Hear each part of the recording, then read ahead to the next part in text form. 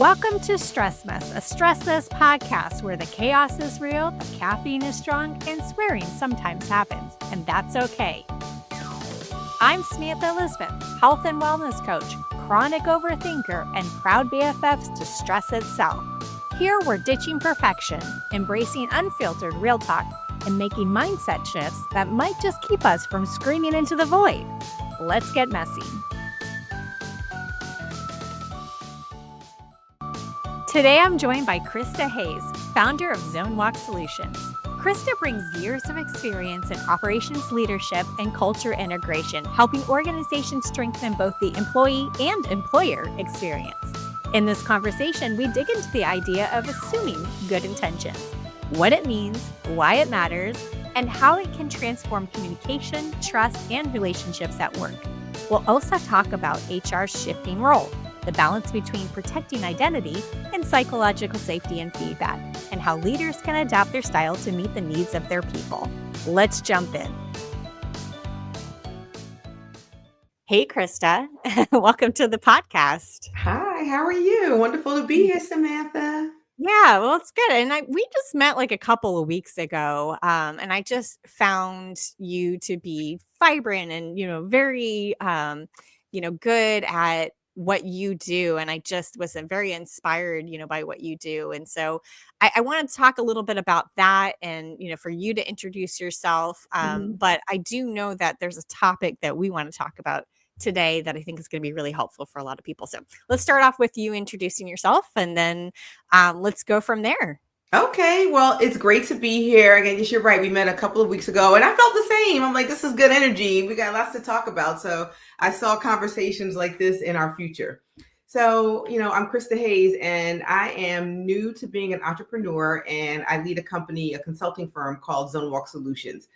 And really what we're about is wanting to create an optimal experience for both employees and employers alike. So my experience is one that combines operations leadership as well as organizational culture and the employee experience. And I really like to bring these two things together so that employees have a good time at work, so that everybody is as productive as they can be, and so that the client on the end gets the benefit of all this wonderfulness, and we kind of elevate business success through the human experience. So that is what we do. It's a lot of fun, and really it was kind of born out of leaving my corporate career and thinking about some of the things I love the most about being there, and knowing I wanted to have impact in another way. So I'm out here trying to figure that out. Yeah, and exactly. Like when we met, it was one of those things that we realized that we work in, similar area experience, work in employee experience. And, of course, I do employee experience and client experience. And for some people that are like, wait a second, is this the employee experience webinar? No, it's not. Because I do have a webinar, of course, on experience, but this is Stress Mess. So, one of the things that, we definitely connected on, of course, was the experience, but then, just in general of, working through the nuances, of experience and, really looking at helping organizations, on leadership skills and, those certain knowledge or, just even human psychology, as well. And, really trying to, look at that. So that way we can help people unravel the mysteries of other people. Like, why do people act a certain way? So one of the things, we talked about, of course, is always assume good intent, and that would be something that a lot of people have a hard time with because of the psychology of their past experiences and knowledge and things like that. And, I was even, talking to somebody last night about, just like you've been burned by somebody, before in the past, or somebody even similar, too.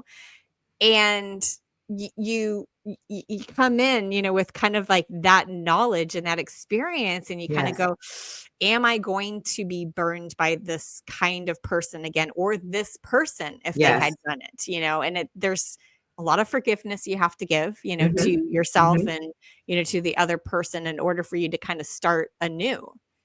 So, So true.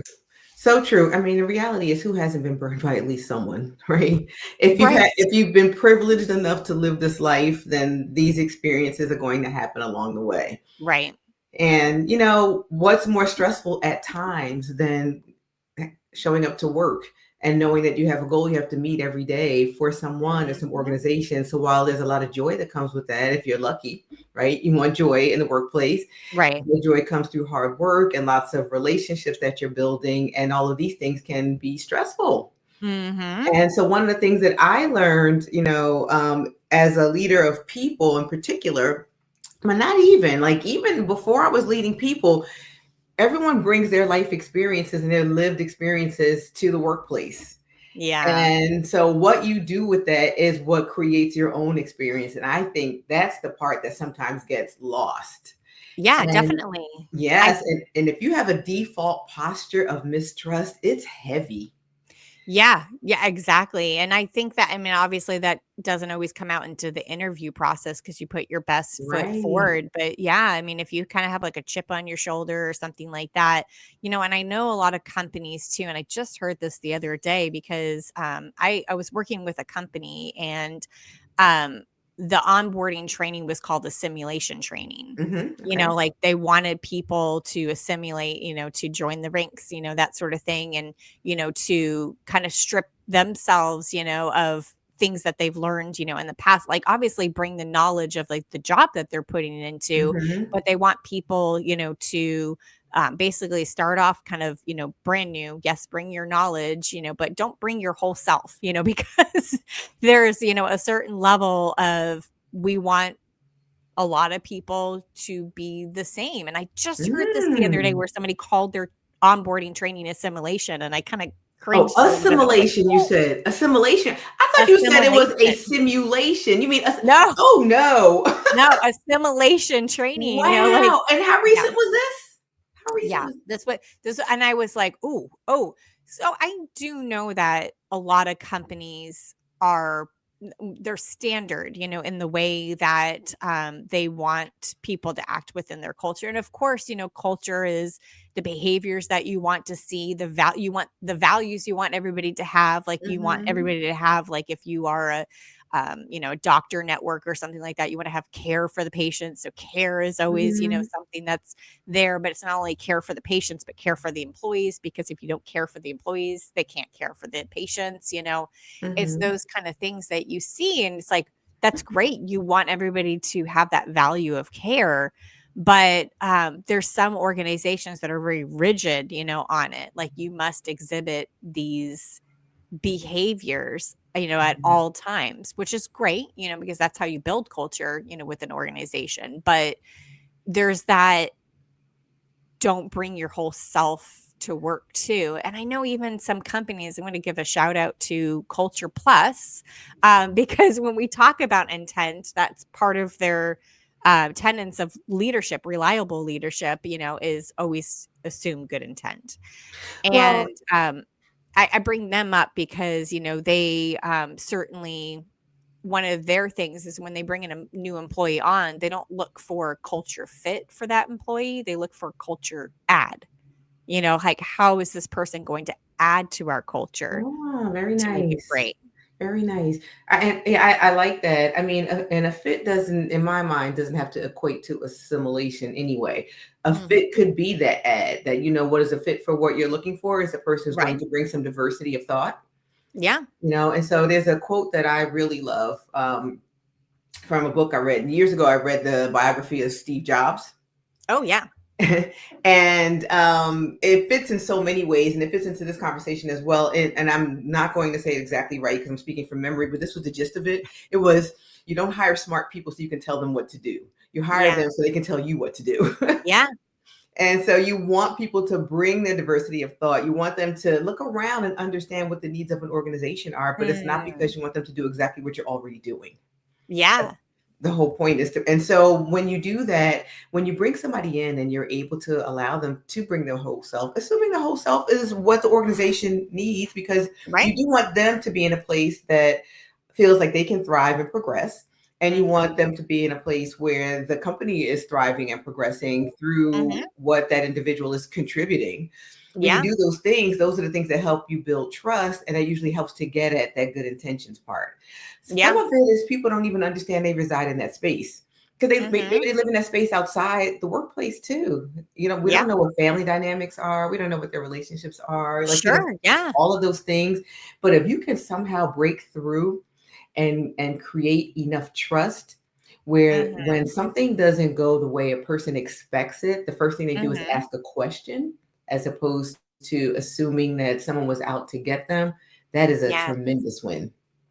Yeah, exactly. And that's something too. And, just to go, HR has a bad rap, a lot in a Mhm. lot of companies. And I'm just talking to somebody about this too, about how people, um, like HR was originally set up to be advocates for employees. But that's Mhm. what an employee experience manager is now, Yes. but the problem is that with employee experience, it's nestled within HR. So they're assuming, the HR persona, for the company. But Mhm. we have discovered, in a lot of ways that HR is actually for the leaders to protect the employee, like to be like to align with the leaders, more than to the employees. And That's the so perception too. That's where that mistrust right. comes in too. And it depends on Yeah. how that HR team is showing up. What have Right. they done to build some trust? Right. Yeah. so And so that it I've feels like a definitely safe place. And I've definitely gone into organizations and Yeah. employee experience manager. And because, I was in HR, a lot of people would automatically mistrust me. Like when I Mm. give you feedback, and especially if you look at employee engagement surveys, Yes. if I give you feedback, is this really anonymous? Will you take Oh all my my goodness, the demographics? anonymity. Oh my Yeah. goodness. Oh, I know. And that's a tough thing too, It's a tough one. They because don't believe you. I Employees know. don't believe it's I have stories. Yeah, well, I'm gonna say this because and somebody brought this up, demographics. So Yes. demographics, if you're taking down the demographics and it points to normally like one or two people within the organization that are under that demographic. So if you look at experience, location, male, female, or whatever, kind of demographics you're trying to gather, during that they said, like, when the survey came in, if I choose all of these demographics, they're You're gonna definitely going know to it's know who me. I am. But I always say, like, but no. I mean, like, if they're a good employee experience manager, first they've gone through an outside company, and that outside company has scrubbed the data Yes. enough that it doesn't point to less than 8 people. I said there's a rule of 8, but There is some a rule around how companies many go people where you can maintain anonymity. Yes, right. absolutely. Yeah, Uh-huh. exactly. And I know some companies do the rule of 6, and I even worked with a company that did the rule of 4. And I was Yeah. like, 1 in 4th chance to I mean, and that's the thing is that as an employee experience manager, when you get all of that data back, you kind of look at it and you say, okay, well, I'm not going to obviously point to anybody directly. And if there's a comment that is very pointing to one person, that the manager is going to go, I know who said that, like all of that kind of stuff. You try to clean it up enough, that there's some concrete feedback, but then there's also that Yes. you don't want them to really know like who it is, because I have had managers go, who said that? When I gave I them have too. But survey you know what? I like to turn that on its head a little bit. Everything data. that we're talking about is so true because there is certainly the mistrust around anonymity is real. And it's because we know that at times leaders have abused that process and it has Yeah. not been anonymous. So it's not to invalidate that feeling because it's very real. But Yeah. here's what I posit. When we start to talk about really building that trust Yeah. and getting employees and a culture to a place where at the core and at the foundation, people will tend to assume good intentions first. Hmm. It starts to break down the conversation into smaller chunks around how you treat surveying. It's a really good point. I'm so excited Yeah. that you brought it up because so there's one approach that says, okay, I've done so much work, as I'm sure you have, Hmm. getting employees to a place where they believe it's anonymous. Yep. I've done a lot of work around because if they don't believe it, many times they won't complete the survey. It Yeah. doesn't make sense to make it mandatory. You're not going to get good results. You want them to No. want to do it, but you Right. do need a majority so you can actually get a true sense of what's happening. If you only get a small percentage, it's not really representative of what's happening, right? Right. So It's not Yeah. as useful. So there's that. There's that getting them over the hump and doing all you can to demonstrate that yes, it's actually anonymous. I hear Right. you. Here's how you can trust that it's anonymous. Right. Then though, here's the thing that turns it on its head. How about if you get them to a place where they don't mind that That is when you Right. have real trust. Psychological safety. I work with some smaller organizations where you really didn't have the option of promising anonymity because they were smaller, but you Yeah. really want that data. Oh, And yeah. so surveys are not the only way to get to it, of course, but it is Mhm. one way that gives you good information and you kind of get a sense overall of what the culture is. If Yeah. you can get them to say, I'm going to be honest and I'm going to stand in that truth for you so we can really make this a better place, that is winning. Yeah. Yeah.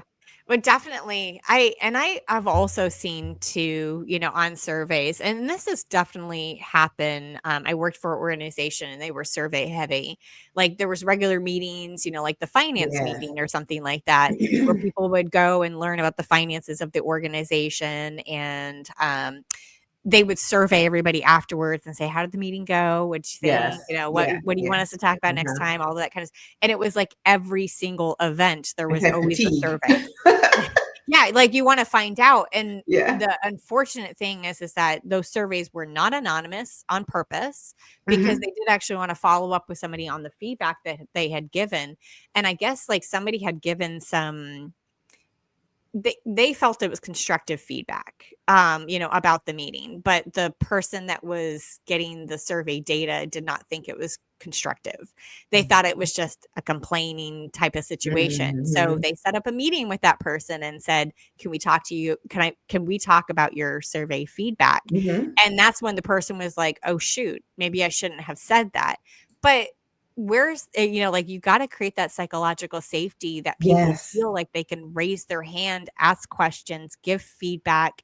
And then also it's twofold, for the leader or for the person that's getting the survey feedback, that they don't take it personally too, because that person did take it personally.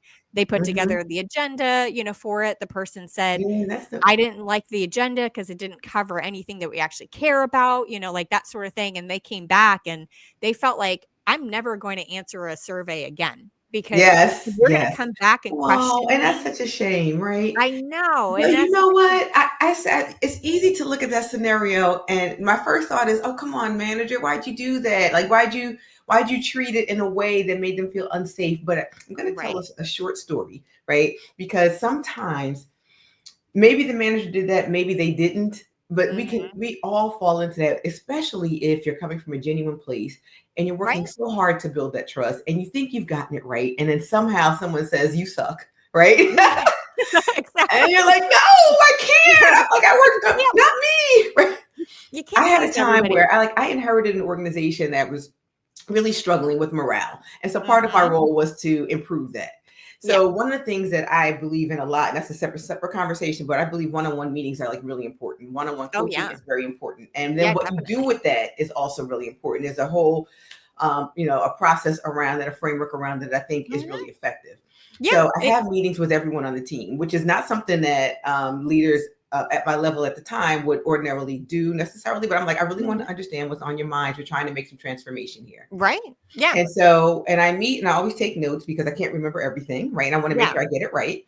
And so Hmm. I'm meeting with an individual who I knew was not the happiest in terms of how she was Hmm. feeling about her work environment. And Hmm. so I'm having this engaging conversation. I'm taking some notes. I'm thinking this meeting went pretty well. I have some work to do here. I'll get back to her. Let me think about some of these things. Sure.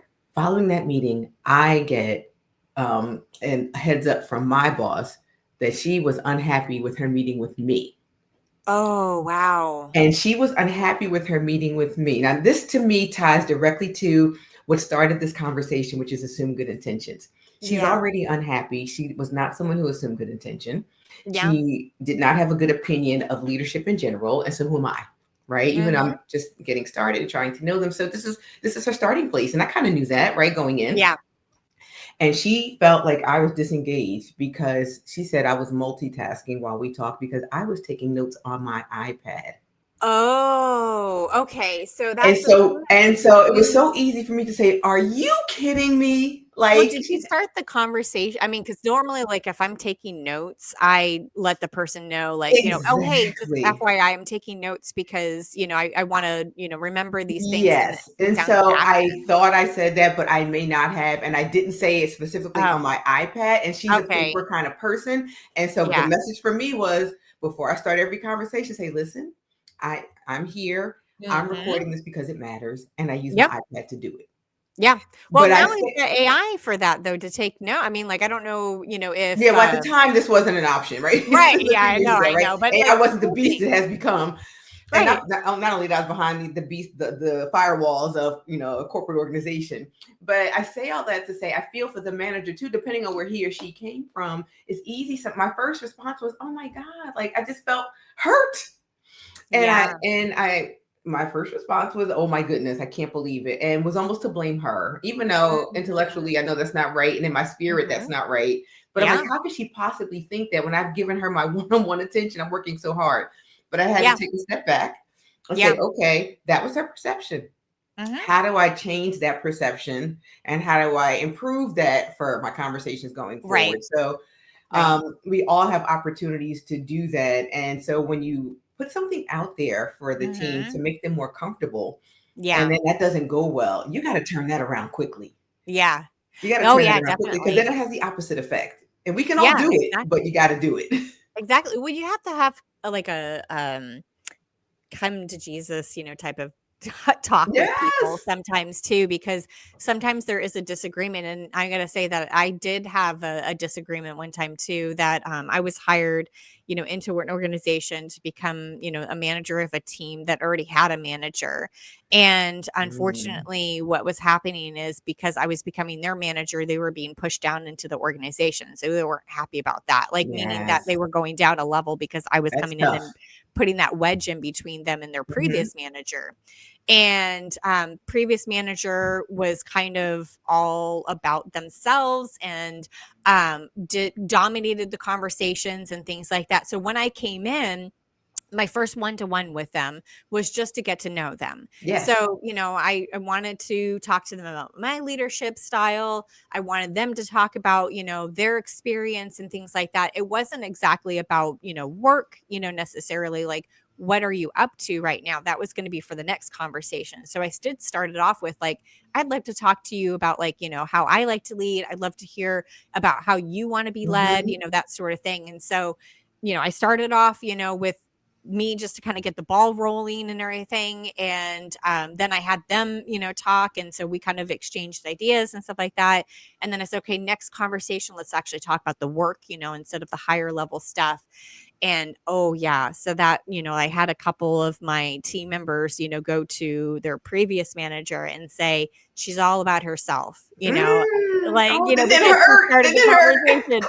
I was like, "Oh, I'm sorry, like, I thought we were, like, exchanging, like, here's Yeah. how I lead, here's a little bit about my, experience and that sort of thing," and yeah, like, well, I mean, the thing is that there was a chip on the shoulder of the team already, and Yes. coming in and not understanding that and I slowly started to realize it and realized all of the things that I had done wrong in the beginning, and I felt bad. So then I had that, kind of talk with them and sat down and said, "Hey, I really apologize that our first meeting was, me starting off talking about me, and then talking about you, Mhm. like my intent was, not that at all. Good intent, right? Like it was Mhm. supposed to be an exchanging of, like our experience and stuff. And so that way we kind of understood each other a little bit better. And at least that was my intent. But, I go back and I realize that, they didn't feel that good intent. Well, Yeah. first of all, it was a hostile Mhm. takeover for the team anyway, Right.